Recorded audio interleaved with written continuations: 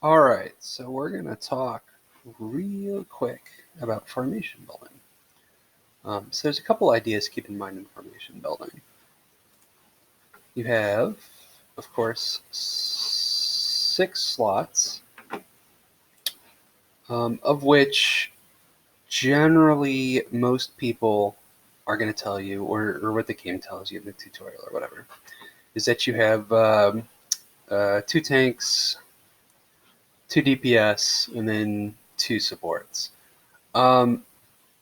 That is kind of a false proposition, because tanks are technically supports. Anything that's not destroying the opponent, helping you win in that 30-round timer, is a support. So tanks are supports. Supports are supports.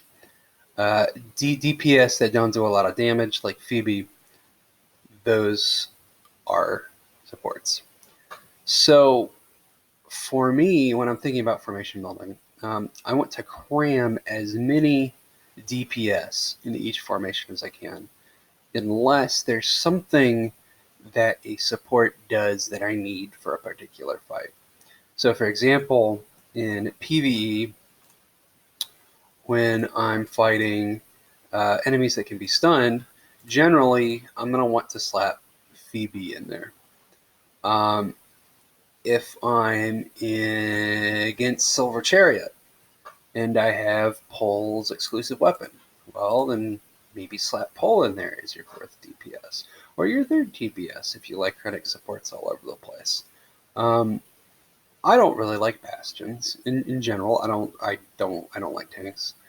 So I think Raphael does a pretty good job, and you'll see that I run Raphael front everywhere. Same with Samuel. Samuel's worthless, except for the fact that he can clear out stuns, and also because he has that tenacity down debuff. And I run mostly crit DPS, so I have to run him. But other than that, he's absolutely worthless. So he might as well go up front. He might as well take some blows. Beyond that, you'll see I run Vidar a lot because of his exhaust. It's great in PvE. It's great in PvP. His mark stacking is great in PvP. It's great in PvE. So Vidar, I actually don't use him as a tank, especially at A1. Raphael at A1, you can throw him into full A3 teams all day and he won't care. Vidar is a little more squishy, especially if you're going to run him exhaust instead of his damage immunity tenacity. So I like throwing my supports up front because if they're going to be marginally worthless, they might as well take some hits. Everyone else is DPS. Second thing to think about, in the back line, if you're running Sown or you're running Ice Lotus, maybe more heroes in the future, a lot of buffs are backline only. So I like to throw my DPS in the back as well, because it allows them all to take advantage of some of those buffs. Again, there's not that many right now, but for example, if Dreyfus actually worked correctly in PvP, so he just provoked almost everyone, and he took the hits, you could have him in the backline, he could get his DPS buffs, like Ice Lotus or whatever, and shoot people in tank from the backline.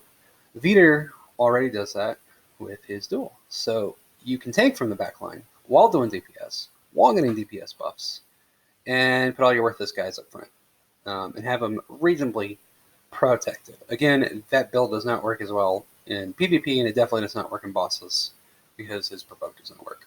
But in terms of thinking about formations, the name of the game is trying to cram as many DPS in as possible, while also putting in the 1 or 2 heroes that counter your opponent, while also trying to balance the supports you need for that fight. Whether it be, I don't know, instead of Raphael, you need Charlotte. You know what? Never mind. That's never going to happen. You need Phoebe. Anyways, so that's the name of the game. Tanks are supports. Supports are supports. Limit your supports. Put in more DPS.